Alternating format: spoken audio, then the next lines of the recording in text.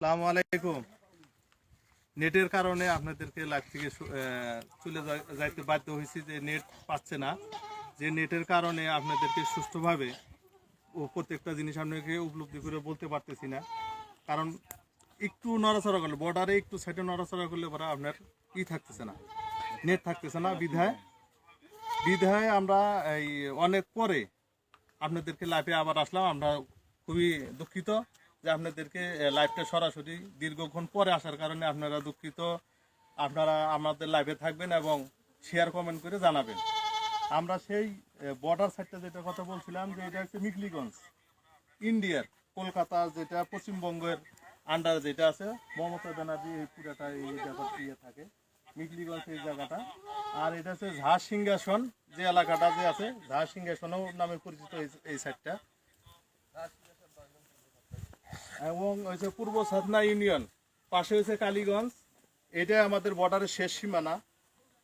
আর এই তিস্তা তিস্তা নদী পানি থাকার কথা ভরপুর। আজ আমাদের পানি শূন্যতায় আমরা আছি, যারা আবাদ করতে ঠিকমতো আবাদ করতে পারতেছে না, সেটাও আপনারা জানাবেন।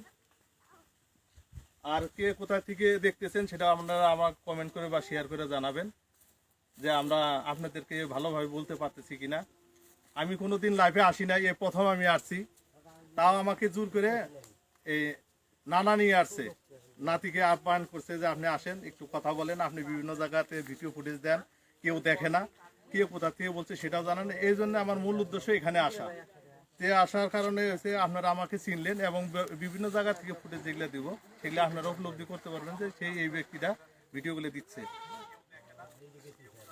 নদীর যে ব্যাপারটা দেখতেছেন, সেটা কিন্তু এই ঝাড় জঙ্গলে বনটা পার হলে কিন্তু আপনি দহগ্রাম, যে দহগ্রামটা আপনাদের দেখাতে পারতেছেন, এখানে প্রচুর মাছ ছিল।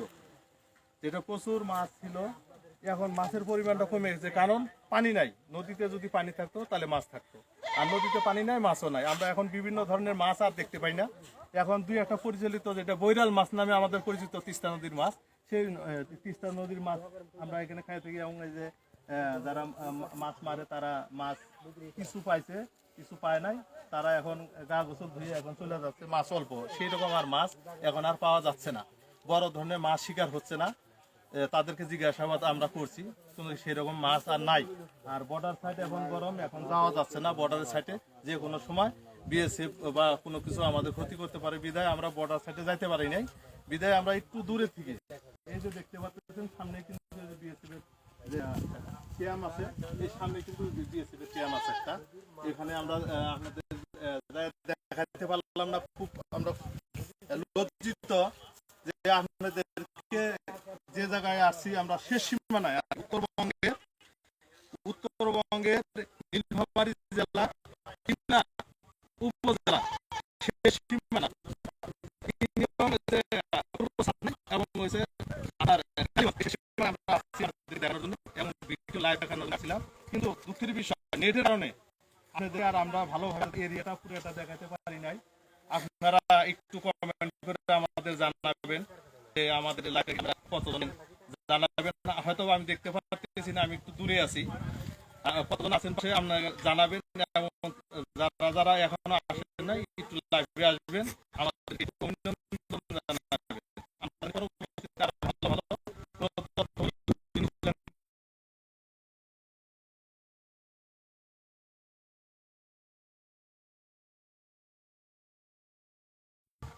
লাইভে সবাইকে ধন্যবাদ দিয়েন। লাইভে আছেন সবাইকে আন্তরিক অভিনন্দন, ধন্যবাদ। এখন আপনারা এই যে বলতে আমাকে বড় দেখুন শারীরিকভাবে ইন্ডিয়ান লোক করতেছে আবার করার জন্য, বা জ্বালানি বন কাঠ কাটিয়ে তারা জ্বালানি হিসেবে ব্যবহার করার জন্য তারা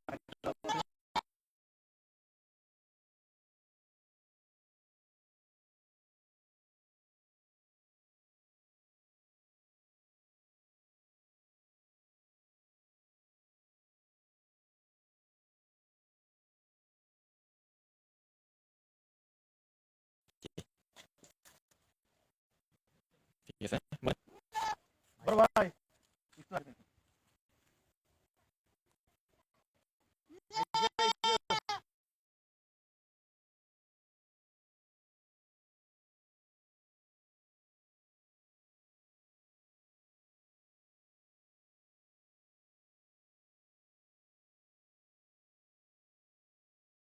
ওটা নিয়ে চিন্তা করো না, তুমি বললে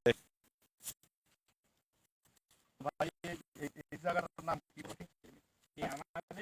আমাদের এই জায়গাটার নাম কি? কালীগঞ্জ। আর এই কুলমা জাসিগঞ্জ 1 নম্বর ওয়ার্ড। আর ওই জায়গাটার নাম ওটা মিকলিগঞ্জ। এখানে সচরাচর ওই বটে দেখতে পারেন, বেশি দূর যাওয়া জন্য রিস্ক হয়। আগে তো অনেক আগে পারে, এখন যাওয়ার মতো সেরকম কায়দা হচ্ছে না।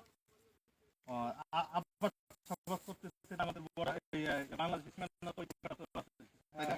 ওই ভুট্টা ক্ষেত্রে এখান থেকে শুরু করে ওই মানুষজন হাঁটতেছে তার এই পাশে। মাছ কিরকম পাওয়া যায় এগুলোতে?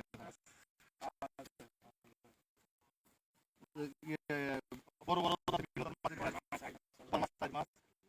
পাওয়া যাচ্ছে। আপনার নামটা কি? ভালো। তাহলে ভালো।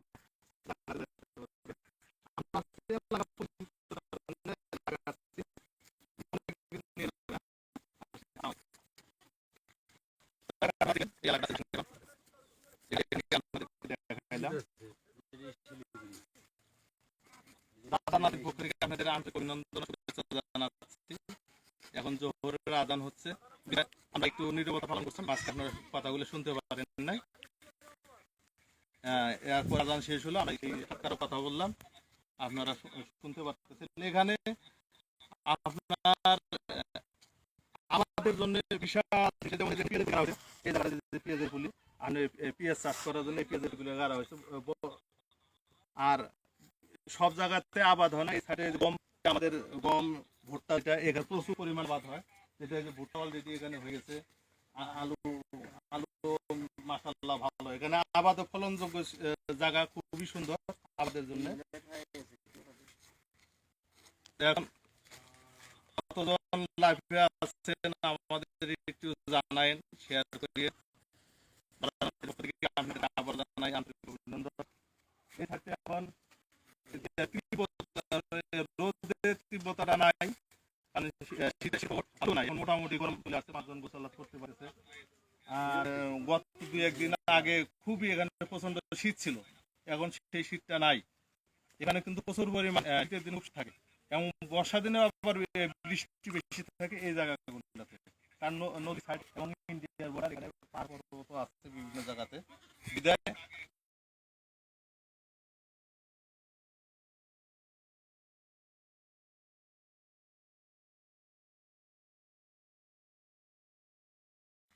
বললাম আমরা নেটের সমস্যার কারণে লাইভে থাকতে পারতেছি না।